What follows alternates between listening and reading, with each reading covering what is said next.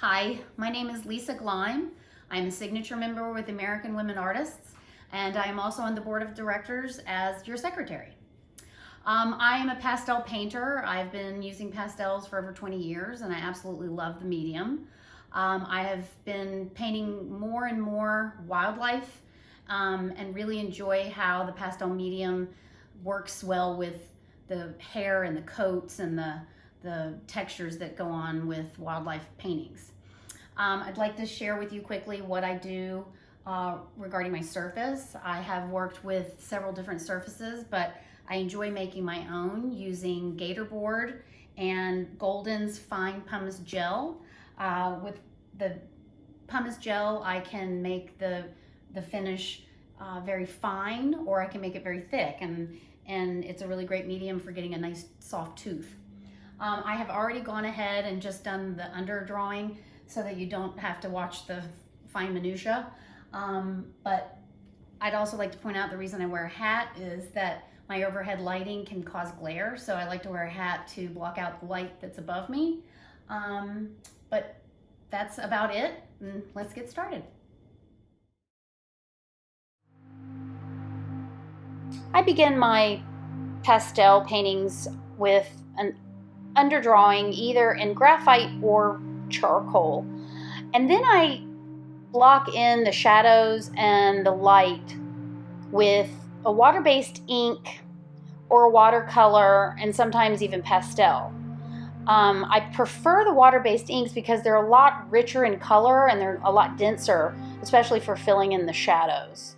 I also use rubbing alcohol instead of water because it dries much faster and it prevents the paper or the board from buckling with water because the drying time takes a little longer. But with the bear here, I am blocking in the shadow, and then I will be blocking in the highlights.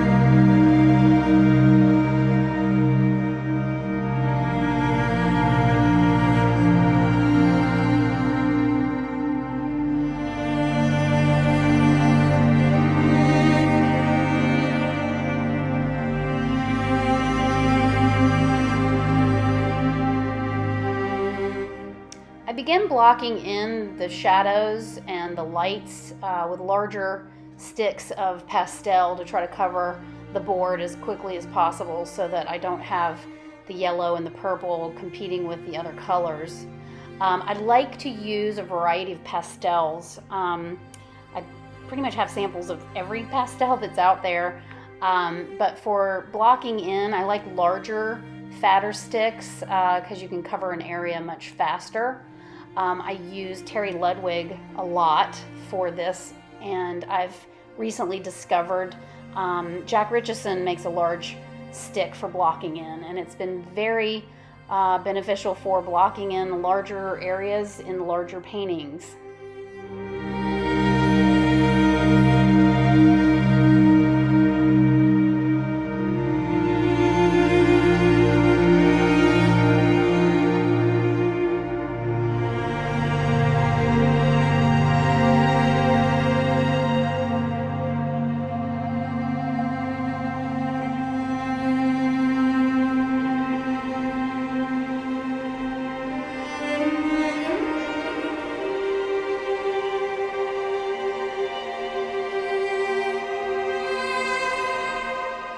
At this point in the painting, I'm starting to use the pastel almost like a sculpting tool to create the form of the bear.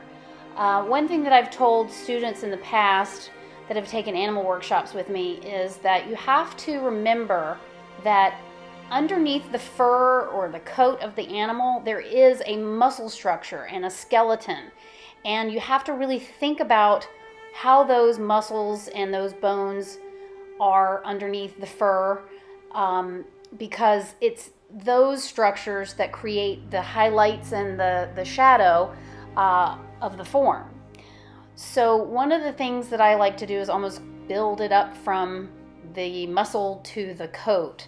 And I've spent some time reviewing anatomy books on animals so that I have a general understanding of their muscle tone and the shapes of the muscle, so that when the light hits it, I know how to create the shape versus just seeing the reflection on the coat from the light.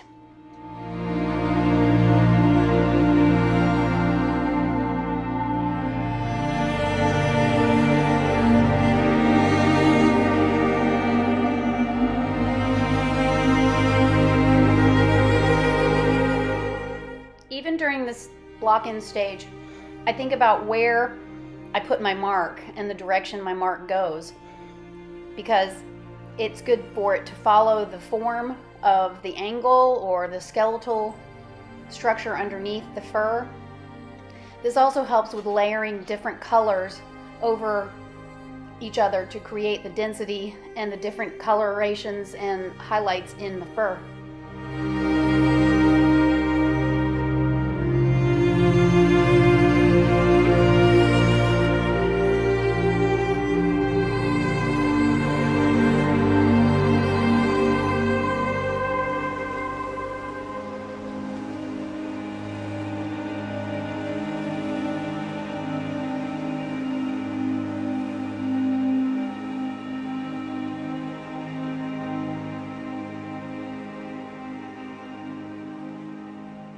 One of the things that I love about working with pastels is you have all of the colors that you could ever want in individual sticks. And therefore I can create interesting color harmonies by layering pastel strokes over pastel strokes. I don't tend to blend with my finger or use a stump to blend, except in certain areas. If I really want to get a rich dark color, I might use the stump to really push the pigment into the tooth of the paper or board. But usually I use the pastel sticks just to continually layer different colors on top of each other, so that it creates a nice harmony and almost a glow.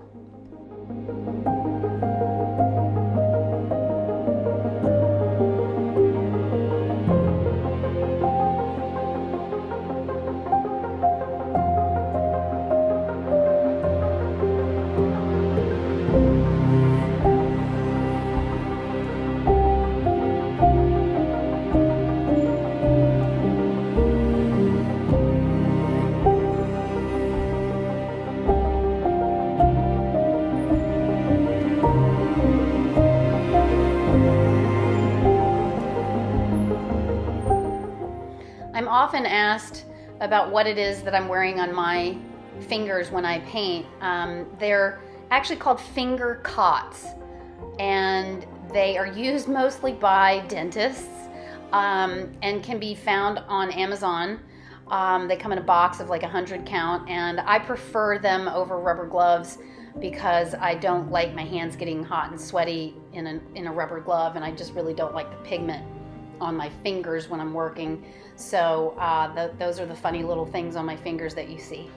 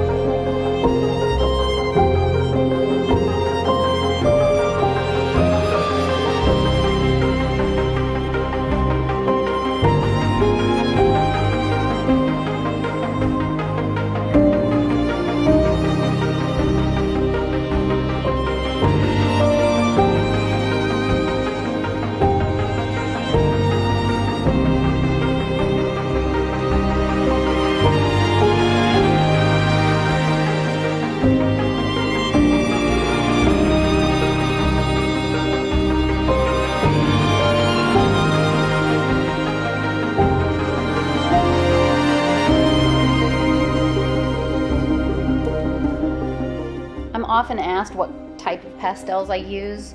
I use a wide variety, everything from the hard nude pastels to very soft pastels like Sennelier and Schmanke. Usually in the mid-range of my painting when I'm working to build things up, I use mostly like Rembrandts and Pastel Giraud and Unison pastels because they're sort of mid-range in density. Usually what I end up doing towards the end, I'll use more of the softer pastels for highlights and glints in the eye, but mostly I use a wide variety. It just depends on what area I'm working on and what specifically I'm trying to achieve.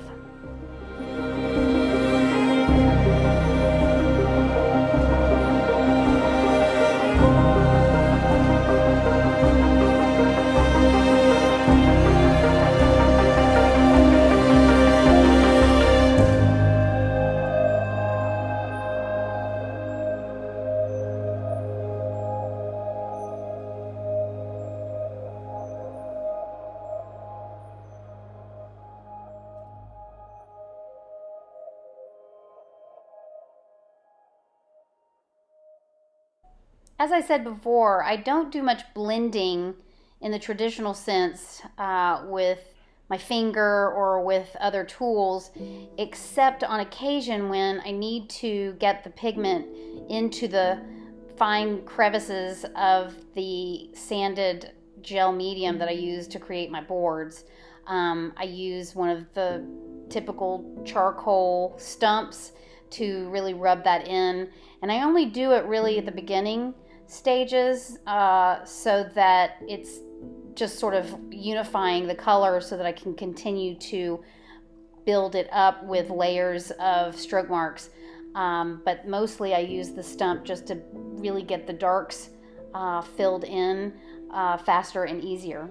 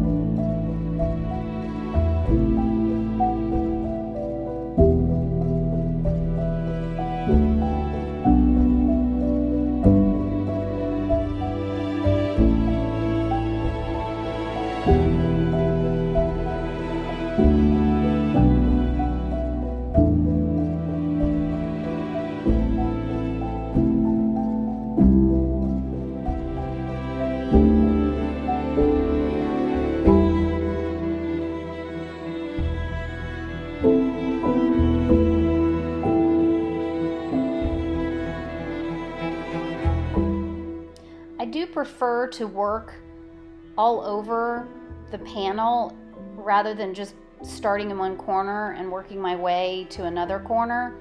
I like to fill the space in with the colors that are going to be the base of the piece.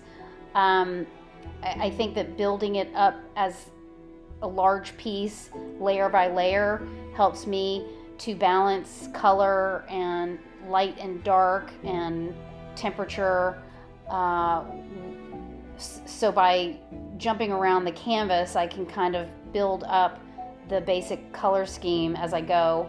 It also allows me to use the same colors in different parts of the painting without forgetting which color I just used on one side versus the other.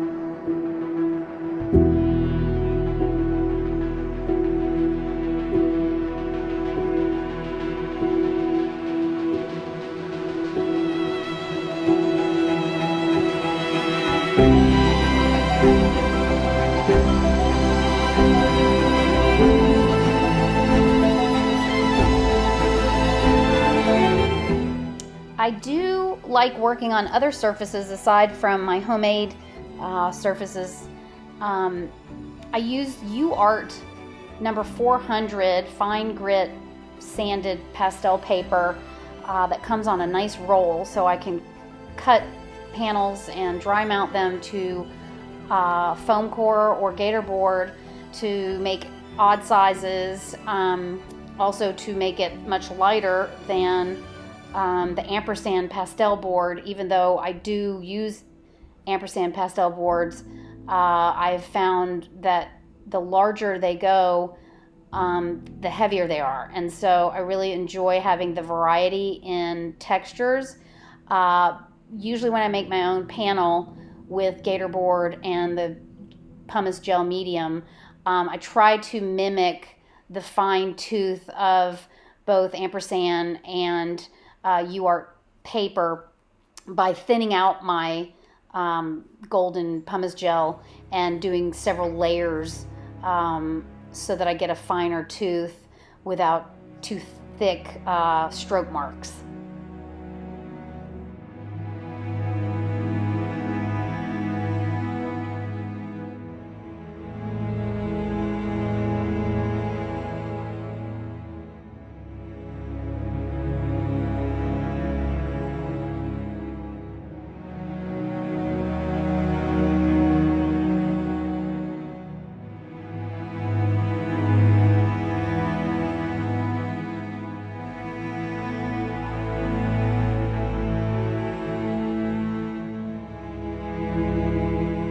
As you can see here, I've used stroke marks to recreate the look of the hair on the bear's forehead, once again following the direction that the plane goes. I continue to layer these stroke marks with different colors so that it really gives the sense of fur. When you look at an animal, they usually have multiple layers of fur, a soft underlayer and then a coarse upper layer. And by layering my strokes, it helps mimic the feel of a dense fur coat. I'll continue to keep building this up and refine my stroke as I go. And one thing that I also like to focus on specifically on the animals is their eyes. As a former full-time portrait artist, the eyes are the window to the soul, as they say, and the eyes can make or break a portrait. And so I believe that with the animal portraits, that their eyes also tell a story. So I really try to make sure that I get that nice glossy, wet feel that you see with animals and their eyes.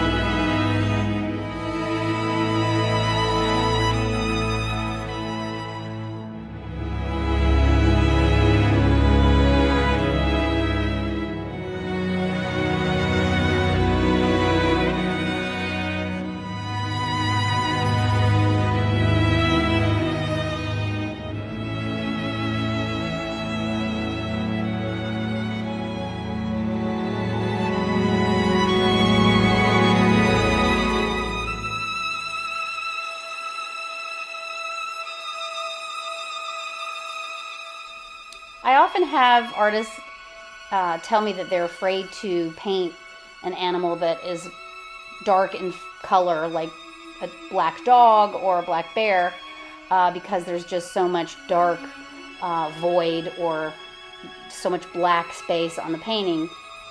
And one of the things that I do that I find extremely helpful to move past just a big swath of black is using the software that comes with my Apple computer to edit photos. And what I do is I will use that software to blow out my photos' highlights.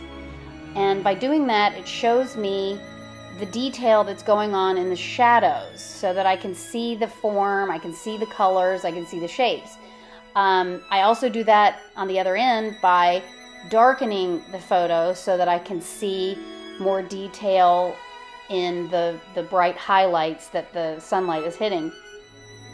And one of the other things that I think is very important to remember when painting something with a dark coat and shadow on that coat is the reflective light that bounces up off the ground that animal is standing upon. So whether it's a cool gray for a rocky face, or if it's a cool green from a pasture, the important thing is that reflective light helps define the shapes and the angles of the planes, and that software adjustment in the photo is exactly how I get in there and see the detail that normally you miss.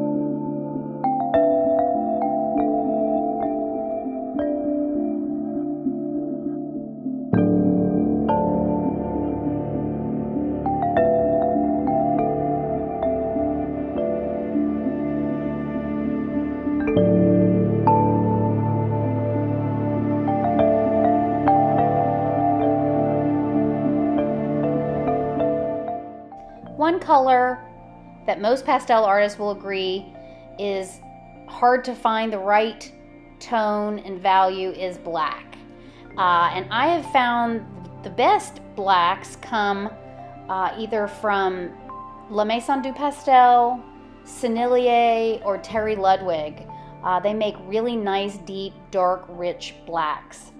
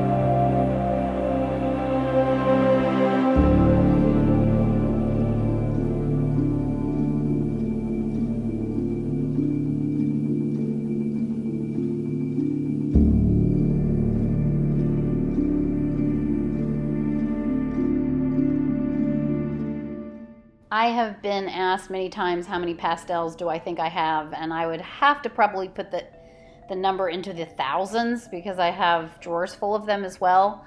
But the way that I have my palette spread out is basically by color family. And oddly enough, it's a bit of a mess, but I know where certain colors are and usually can put my hands on the color I'm looking for pretty quickly.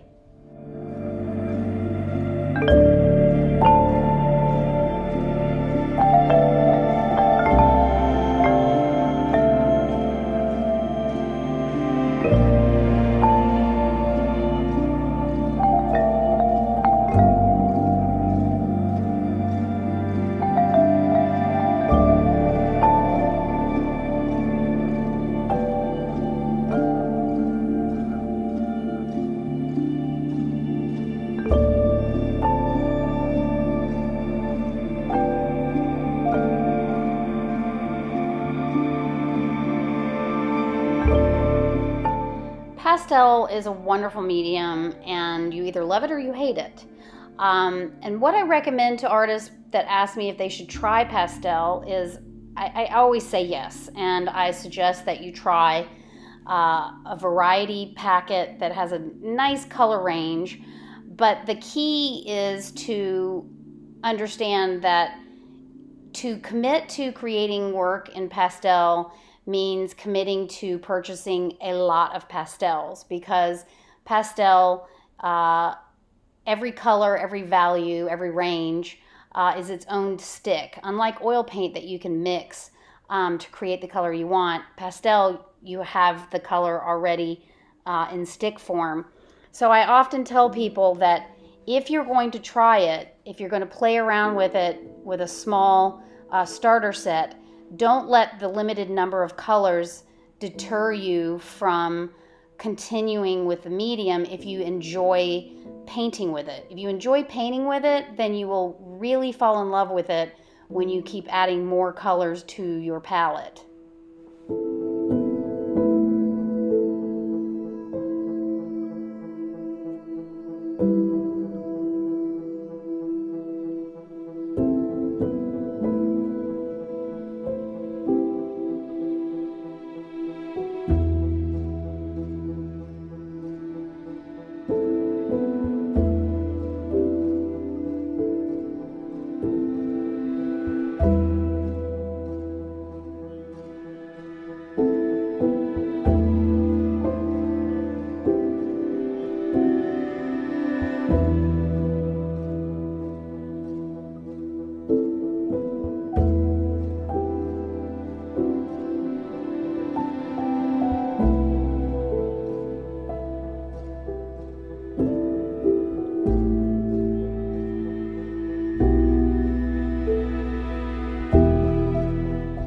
I usually don't wait this long into the painting to work on the background, but since this was just a basic color block background, I waited so that we could spend more time on the fur and the face of the bear than just the background.